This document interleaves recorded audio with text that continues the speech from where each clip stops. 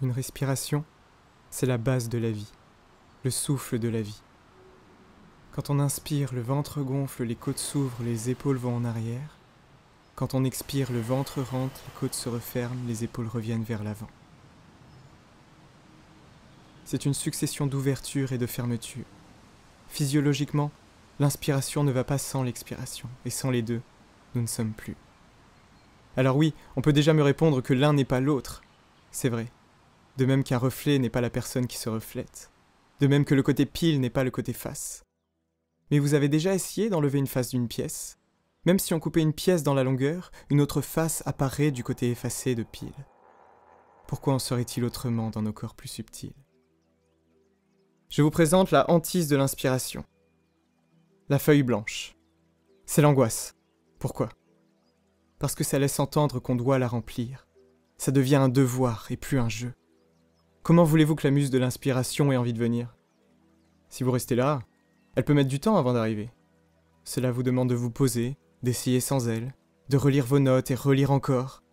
Et puis vous vous apprêtez à faire seul, tant pis, ce sera passable. Vous écrivez quelques lignes courbées sur votre table.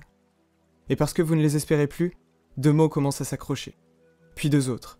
Puis c'est toute une phrase qui part en ballade. Sans vous en rendre compte, vous êtes entraîné dans un torrent torride. Vous commencez à vous laisser porter par les flots. Tu entres dans ton flot. Enfin. Ah, inspiration, où étais-tu ? Je ne t'attendais plus.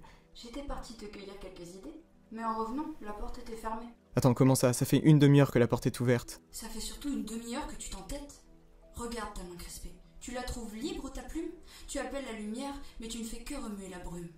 Calme donc toutes ces pensées qui s'invitent. C'est insupportable d'avoir autant de parasites. C'est une muse tenace, à la fois sage et sauvage. Elle se fiche de vos contraintes, elle ne répond pas quand on l'appelle. Ce qui l'attire, c'est l'envie dans vos yeux, c'est de voir l'étincelle. Elle veut jouer, c'est un enfant joyeux. Elle ne répondra jamais aux règles. Pour subir ce devoir, sa passion est trop forte. Le flot la porta. Et... qu'est-ce que je disais ? Le flot la porta. Une interruption la remporte.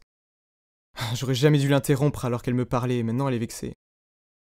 Et osez me dire que l'inspiration n'expire jamais. À qui ça n'est pas arrivé ? Il faut pas croire, c'est pas de tout repos. Il faut du temps, de la patience pour trouver les bons mots. Des fois, ça ne revient pas. Et puis le soir, quand vous ne voulez pas y penser, une autre idée vient sans que vous l'ayez demandé. C'est généralement le moment où vous êtes couché, fatigué, votre lit commence à être confortable. Mais cette idée vous titille et ça l'amuse. C'est ta muse. Tu veux jouer ? Alors là, tu as 2 choix.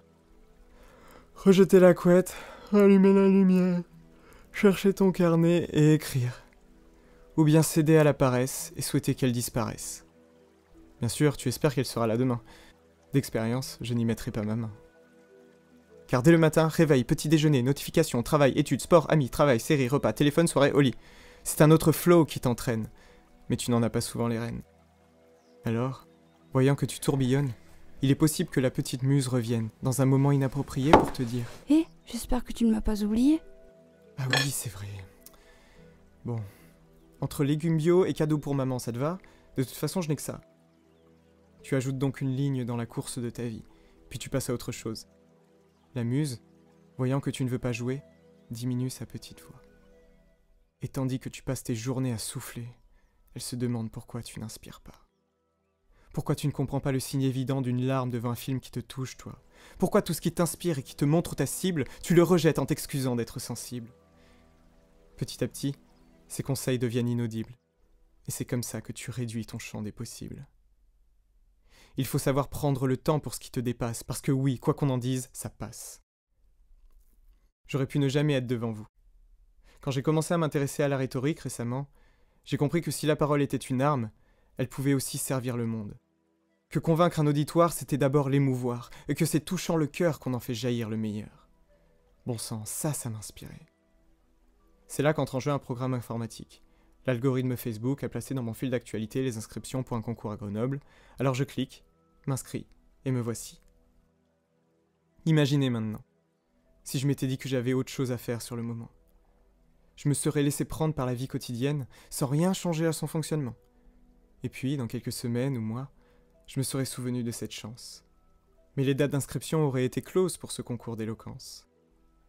Quelque chose d'inspirant pour moi avait surgi à un moment propice, mais je l'aurais laissé couler.